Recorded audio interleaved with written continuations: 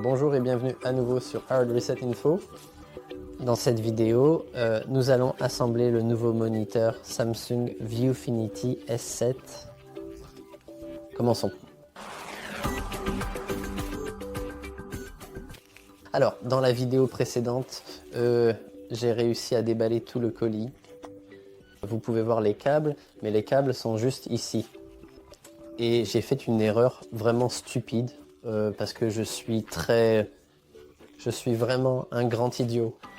Et en fait, j'ai dit que vous auriez besoin d'un tournevis pour l'assembler complètement, et j'avais tort. Ce que je voulais dire, c'est que vous aurez, c'est certain, besoin d'un tournevis pour l'installer au mur, parce que comme vous pouvez le voir, si je vais sortir, si je retire cet écran, vous pouvez voir qu'il y a 4 emplacements vous savez, qui sont là, bien visibles, pour ce qu'on appelle la norme VESA, ou la norme VESA, comme on peut aussi la prononcer, et qui sert justement à assurer la compatibilité de fixation de l'écran selon cette norme précise. Donc, il est possible de l'installer sur votre mur, mais il vous faudra un tournevis et 4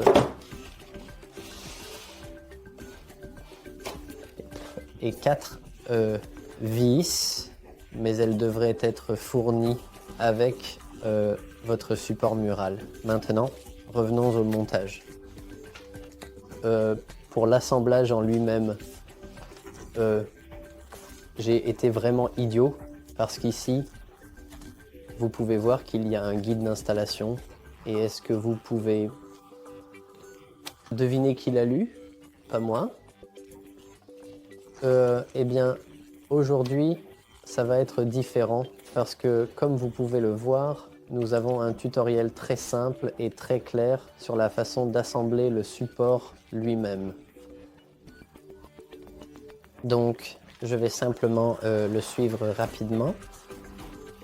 Comme vous pouvez le voir, le fonctionnement est assez simple puisqu'il y a ce petit bouton poussoir que vous pouvez tout simplement enfoncer, et faisons exactement comme sur le dessin. Donc on va le mettre ici, voilà. Et non, c'est N. Vous ne pouvez pas voir ça, donc il faut le faire ici. Voilà, juste ici comme ça. Il faut, eh bien, tout simplement comme sur le dessin en fait. Il faudra même alors le faire pivoter pour que le petit truc qui maintient tout en place, disons, soit bien devant nous, et la pièce elle-même sera en fait positionnée comme ceci. Une fois que c'est fait, il suffit simplement de la faire pivoter, tout simplement. Oui, il suffit tout simplement, très simplement, de la faire pivoter une fois de 90 degrés en douceur. Donc faisons-le simplement. Mais il faudra pousser, car si vous ne poussez pas, vous ne pourrez pas vraiment le déplacer de toute façon. Donc il faut pousser et ensuite vous pouvez le bouger librement. Donc on pousse, on le fait pivoter jusqu'à entendre ce petit clic. Et maintenant, comme vous pouvez le voir, c'est totalement stable. Si jamais vous vouliez l'enlever pour une raison quelconque, il suffit simplement de... En fait, je n'ai même pas besoin de le montrer, car le guide d'installation, comme par hasard, l'explique aussi. Et comme vous pouvez le voir, il suffit simplement de le faire pivoter en arrière tout en appuyant sur le bouton poussoir. Donc maintenant, nous avons notre écran en main.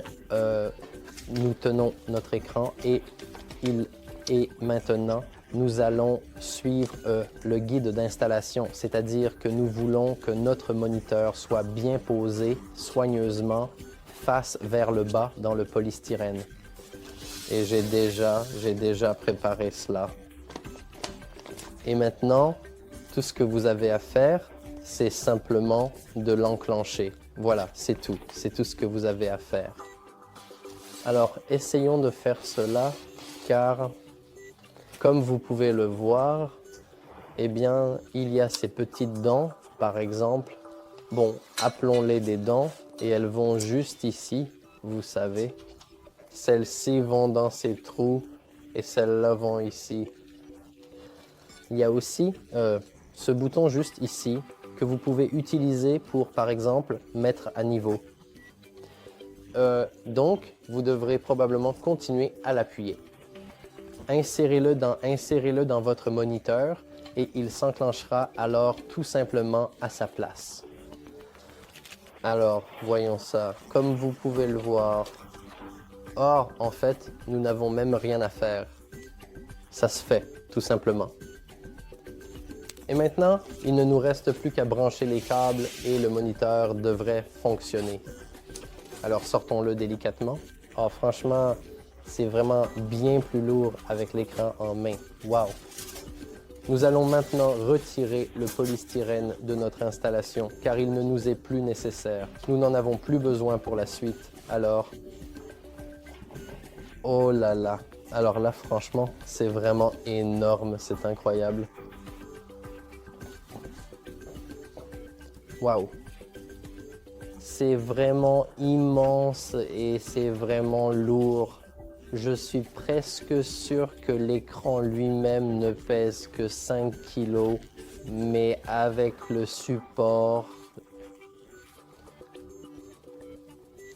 Bon.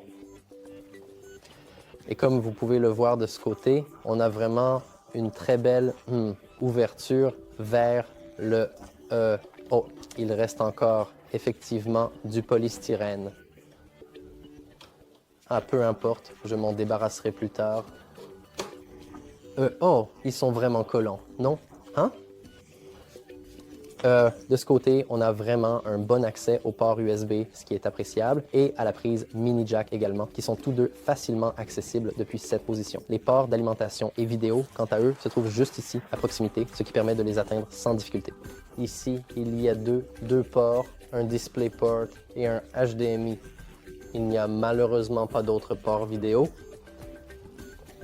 Et ici, de l'autre côté, vous pouvez voir juste ici le port d'alimentation.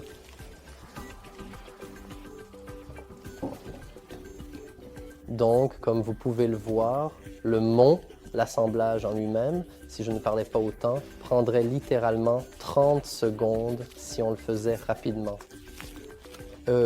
Dans la prochaine vidéo, nous allons le brancher et nous allons passer en revue chaque réglage individuellement, juste pour que les personnes qui ne sont pas très familières avec l'écran puissent le personnaliser comme elles le souhaitent.